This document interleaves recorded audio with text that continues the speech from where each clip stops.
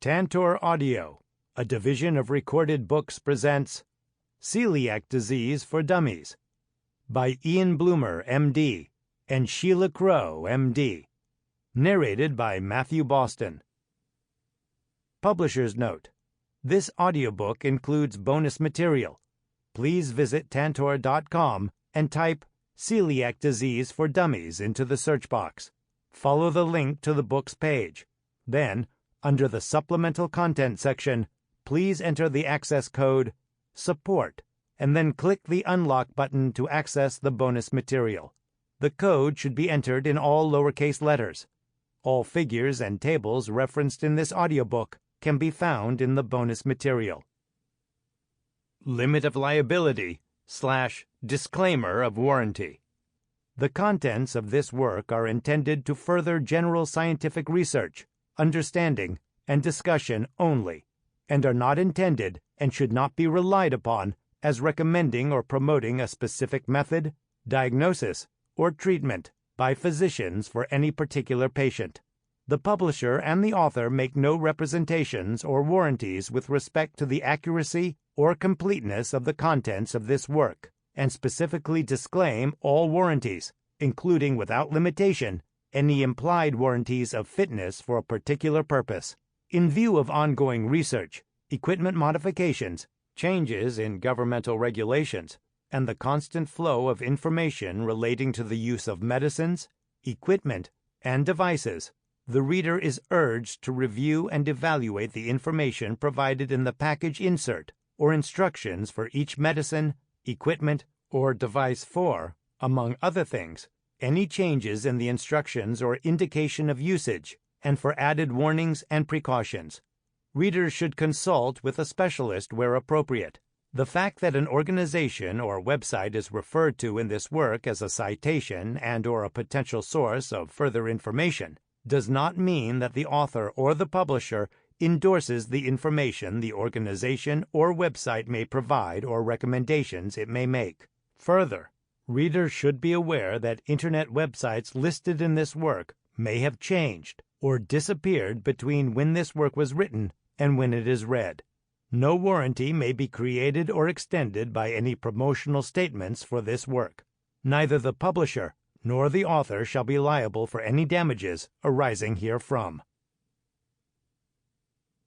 Introduction.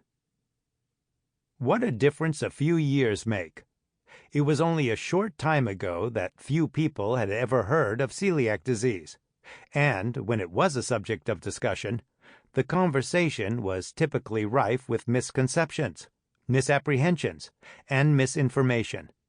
Compounding this unfortunate scenario was the fact that celiac disease was little taught in medical schools, and, outside of select healthcare disciplines, was off the medical radar.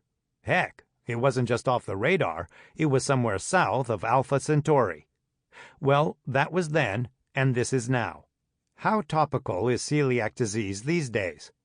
How much importance is now properly placed on this common condition? Well, let's put it this way. You have an entire book devoted to the subject. There's not much to love about having celiac disease. Celiac disease can make you feel crummy. It can lead to damage to your body. It requires constant treatment and vigilance, and it's a lifelong condition. So if you think that being dealt a celiac disease diagnosis is patently and profoundly unfair, we won't disagree, because you're right. It is unfair. But here's the thing. Although having celiac disease is no piece of cake, the wonderful thing, the absolutely wonderful thing, is that you can be entirely healthy with your celiac disease. You can live a full, active, long, and productive life with your celiac disease. You can explore the ocean depths or climb the Himalayas. You can work on the city subway or have a top-floor office in the nearest skyscraper. You can play in the NFL or play in the backyard sandbox, age permitting. And as for celiac disease not being a piece of cake, well, actually you can have a piece of cake, so long as it doesn't contain a nutrient called gluten. As we look at in detail in this book, avoiding gluten is the key to successfully living with celiac disease. The world can be your oyster. Hey, Oysters are gluten-free, so have as many as you want. And in this book, we show you how. About this book. We've written this book for people living with celiac disease. And in case you think this phrase is ambiguous, this is by intention.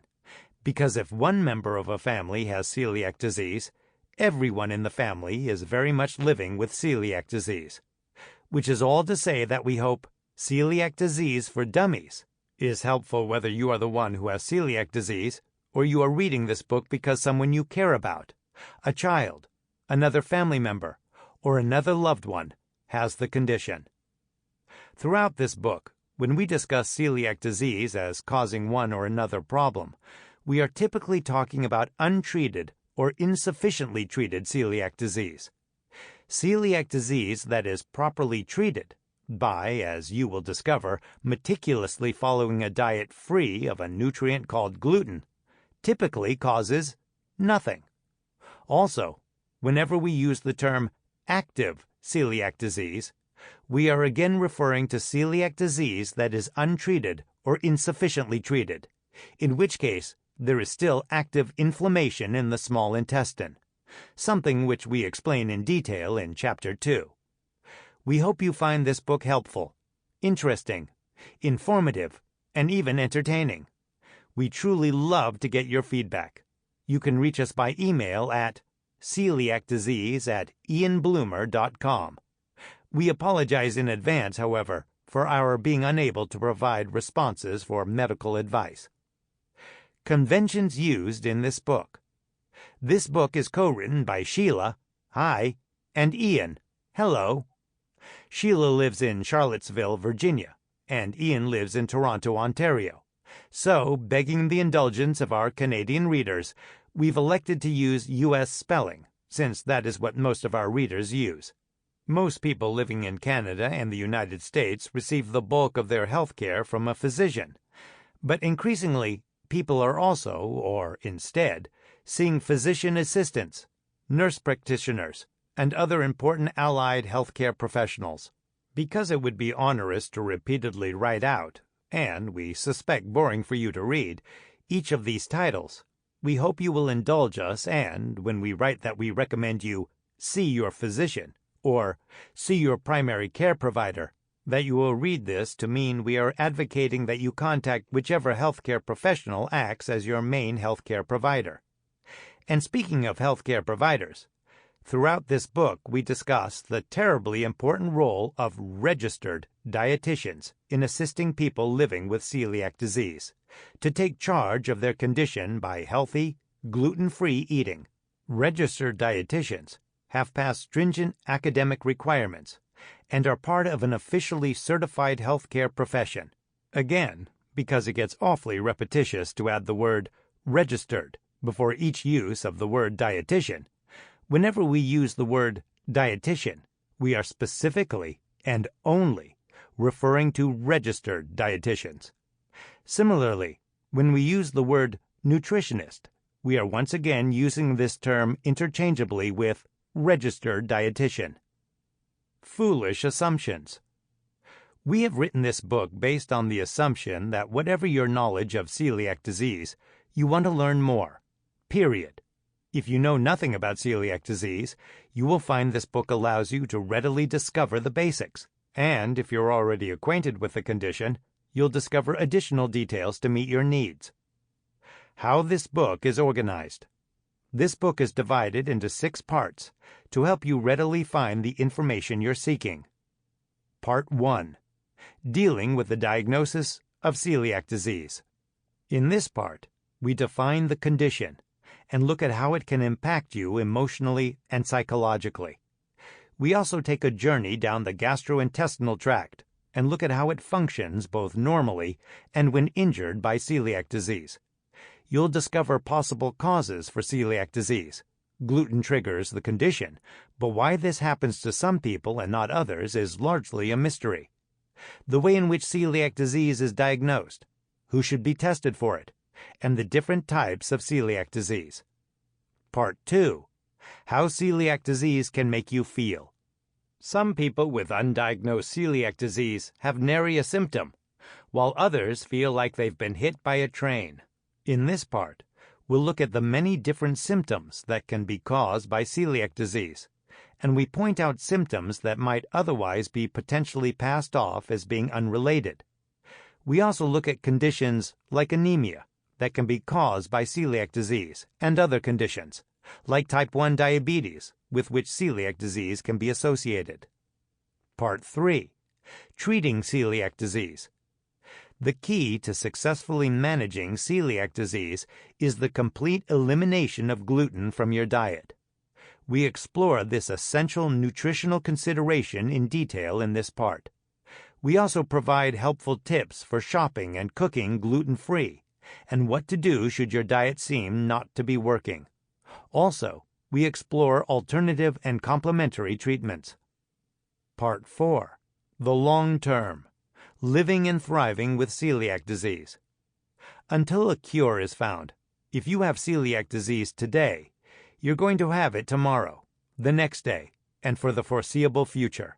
Therefore, it's helpful to know how to deal with celiac disease at various stages of life. In this part, we look at how celiac disease can be managed from childhood to adulthood. We also look at how you and your healthcare team can monitor your celiac disease both when it's under control and when it seems not to be. Lastly, we explore some potentially exciting future therapies that may make living with celiac disease a lot simpler. Part 5. The Part of Tens. The Part of Tens presents key information that you won't want to miss. Here you discover 10 frequently asked questions, likely including those you may have asked yourself, 10 tips for living normally, and 10 myths, misperceptions, and falsehoods you may have heard about celiac disease. Part 6. Appendices. The Internet is an invaluable, but sometimes intimidating, or even worse, misleading, resource. In this part, we provide a handy-dandy list of helpful celiac disease websites worth visiting, and a listing of organizations for people living with celiac disease. Icons used in this book. There exist political, intellectual, social, and goodness knows how many other icons in society. Well, we don't discuss those here. No, the icons we mention here are those that serve as little flags or identifiers, bookmarks if you will, that let you know what information you're going to find in the paragraph that follows. You will hear these icons verbalized in this audiobook. Anecdote. This icon signifies that we're sharing a story about a patient. These stories have been specifically selected because they contain elements that you may well relate to. The names and other identifiers have been changed to maintain confidentiality. Jargon alert. This icon lets you know that we're about to drop some medical jargon on you. Don't be alarmed. We then define or explain the term before we move on. Technical stuff. This icon indicates we're providing information of a technical nature. You may find this interesting to read, but it is not fundamental to your understanding of celiac disease. Remember, when you see this icon, it means the information is essential and you would be well served to pay special attention. Healthcare provider. Many, indeed most, aspects of living with celiac disease you can manage quite nicely on your own, thank you very much. But there are times when you need to seek medical attention. This icon lets you know we're discussing something that will require you to see your primary care provider, be it your family physician, physician assistant, nurse practitioner, and so forth, your celiac disease specialist physician, your dietitian, or another member of your healthcare team in order to get help. Tip. This icon indicates that we're sharing a practical piece of information that will arm you with a time-saving or grief-avoiding measure. Warning. This icon means we're discussing critical issues and that immediate or imminent harm could come to you if the information is overlooked or not heeded. Where to go from here? Celiac Disease for Dummies is written in modular format, which is basically a fancy way of saying that this book is structured so that you can open it to whatever topic interests you at a particular time, rather than having to read it from front to back. Having said that, if you have no familiarity with celiac disease, you may find that reading it in just that way works best for you. Not sure where to start? Well, recognizing there isn't a bad place to begin your journey of discovery, if you've just been diagnosed and are finding the whole notion of having celiac disease overwhelming, have a look at Chapter 1 to discover the emotional impact of being told you have celiac disease. Alternatively, you may want to skip to Chapter 2 and delve right into an exploration of the human gut, how it works, and what happens to the gut if you have celiac disease. Or you may want to do what Ian does whenever he takes a For Dummies book home, other than the ones he's written, and start by reading the Part of Tens chapters. Sure, some of it won't make sense until you've read other parts of the book, but you may still find it the most interesting section of all to read. Part 1. Dealing with the diagnosis of celiac disease.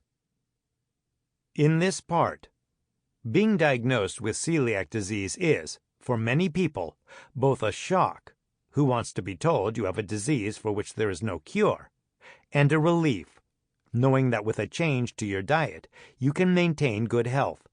In this part, you'll find out how the diagnosis of celiac disease is made, the psychological and physical impact of the condition, and the various types of celiac disease.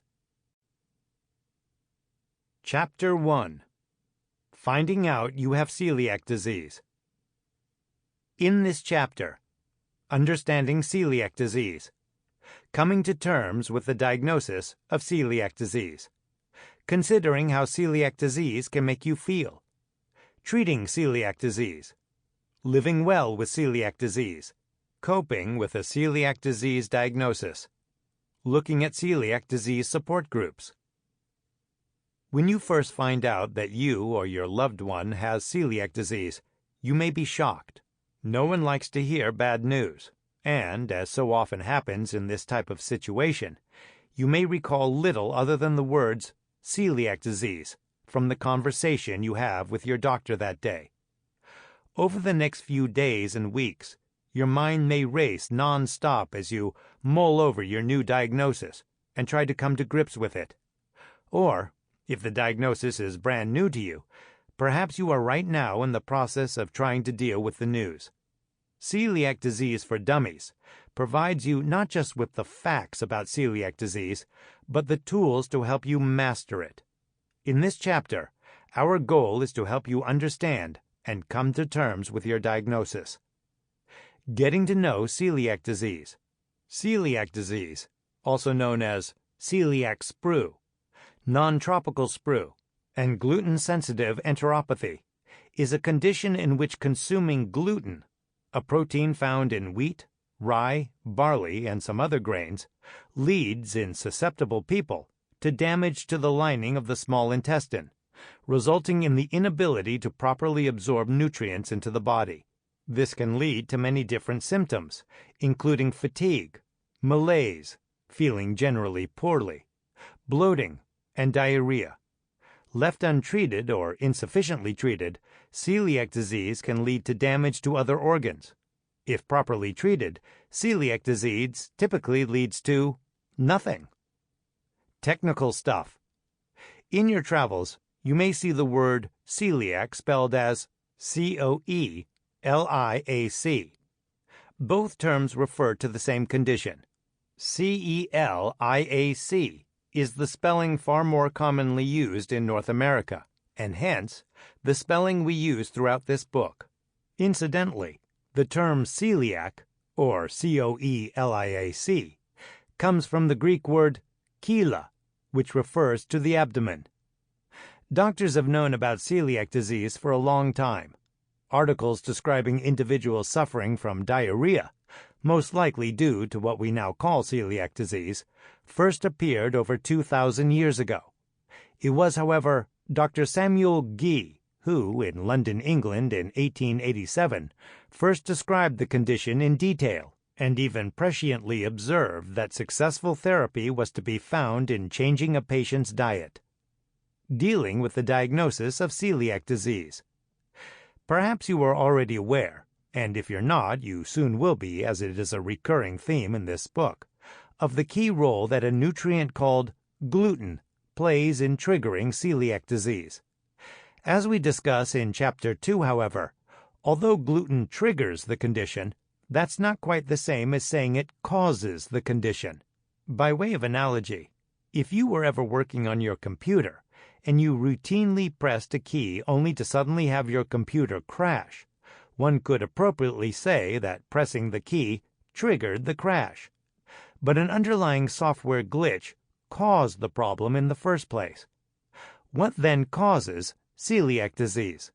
The quick answer is we don't know.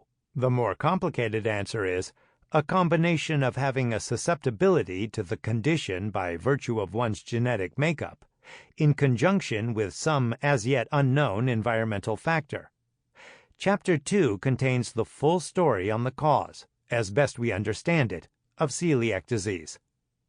Unless people are ill with some sort of gastrointestinal GI ailment, they understandably generally think little, if at all, about the incredibly complex processes involved in extracting the good from the food we eat and ridding our bodies of the stuff we don't need. That makes sense. When celiac disease enters your life, either directly or by virtue of a family member now being affected by it, however, having some familiarity with your GI system proves beneficial. Chapter 2 explains how your GI system works when you're healthy and how it malfunctions when you have celiac disease. Some diseases are easy to diagnose. Tell a doctor you have spells where you see flashing lights followed by a throbbing headache, and, dollars to donuts, the doctor will quickly inform you that you may be suffering from migraine headaches. Diagnosing celiac disease is never that simple. It involves an interview and examination by a physician, and necessitates investigations typically including blood tests and always having a fiber optic scope pass through your mouth, down your esophagus, through your stomach, and into your small intestine, where a biopsy is then taken. Okay, we admit, that may not sound particularly pleasant, but as you see in Chapter 3, it ain't so bad at all. If you are diagnosed with celiac disease, or if a close relative has it, you may be wondering whether other family members are similarly affected. In Chapter 4, we look at who should be screened, tested, for celiac disease, and how the screening should be done. In Chapter 5, we discuss the different types of celiac disease, including those forms typically found at the time of screening. Discovering celiac disease. The first definitive report of celiac disease was made by Dr. Samuel Gee in London, England, in 1887, in his seminal study on the celiac affection. Dr. Gee astutely observed that, if the patient can be cured at all, it must be by means of diet. He experimented with various diets and noted that a child who was fed upon a quart of the best Dutch mussels daily throve wonderfully, but relapsed when the season for mussels was over. It is perhaps no surprise to any parent that Dr. Gee also reported, next season the child could not be prevailed upon to take them. In 1950, the link between celiac disease and wheat was finally established. In that year, Dr. Willem Karel Dickey, a Dutch pediatrician, reported that children with symptoms of celiac disease got better when wheat was removed from their diet. His discovery was based on observations that during World War II, during which wheat products were in short supply in Holland, previously unwell children, now deprived of wheat-based products, had relief from their symptoms, with them only to return upon the reintroduction of wheat into their diet after the end of the war. With the realization that the absence of wheat relieved symptoms and the availability of wheat resulted in symptoms, Dr. Dickey joined that pantheon of clever people who, by using just their keen powers of observation, had made discoveries that were to improve the lives of millions of people. Knowing how having celiac disease feels. It could well be that you were diagnosed with celiac disease after having been unwell for quite some time.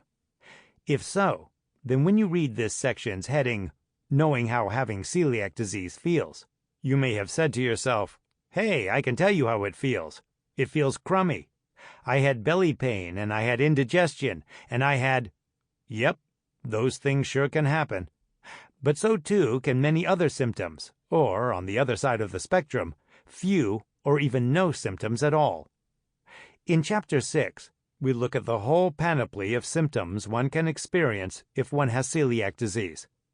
Some of these may lead you to nod your head in recognition, such as the symptoms we just mentioned, and some may take you by surprise, such as discovering the link between celiac disease and conditions as varied as skin rash and infertility.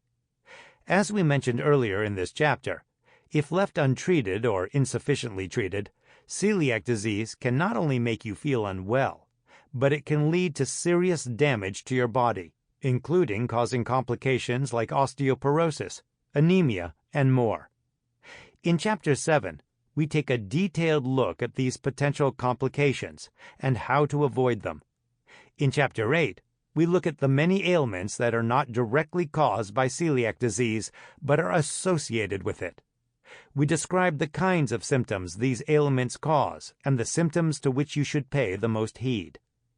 For many people, the most feared complication of celiac disease is cancer. Thankfully, celiac disease seldom leads to this, but it can. In Chapter 9, we make you aware of the types of cancer that are linked to celiac disease and, most importantly, early warning signs on which you should keep a close watch. Treating celiac disease. Celiac disease can make you feel unwell. It can be a hassle to live with. It can cause complications, including damage to your body. Oh, joy! So now the good news. You have ultimate power over this condition.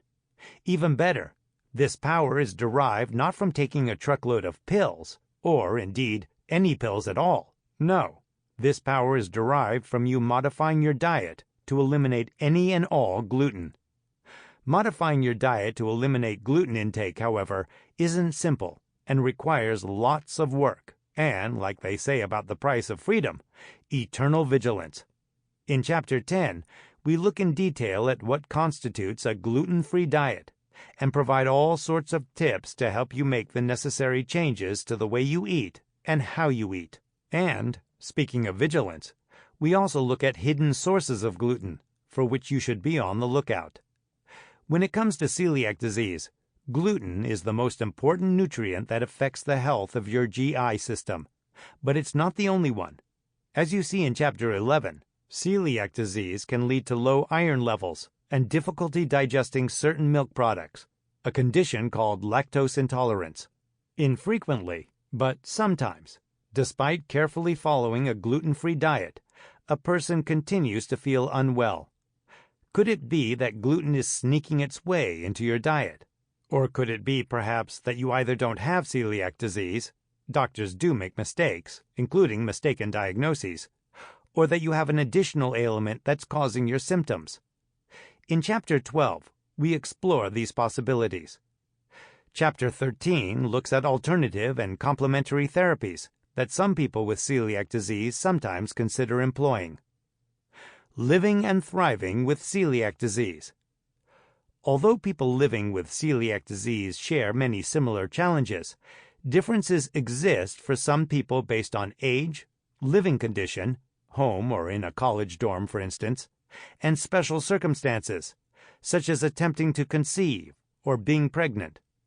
Chapters 14 and 15 cover living and thriving with celiac disease in these situations. Perhaps it's been some time since you were diagnosed with celiac disease, and you are nicely on track with your gluten-free existence. What then? Do you need to be monitored for celiac disease-related health issues? If so, how should the monitoring be done? Chapter 15 describes the ongoing care of celiac disease and ways that you can continue to empower yourself. Better ways of managing celiac disease may emerge in the future. Indeed, there may come a time when you may not need to follow a gluten-free diet. In Chapter 16, we explore these and other possible options for dealing with celiac disease that may come about someday. Handling the news. from the time you were first told you or your loved one had celiac disease until the time you picked up and Sample complete. Ready to continue?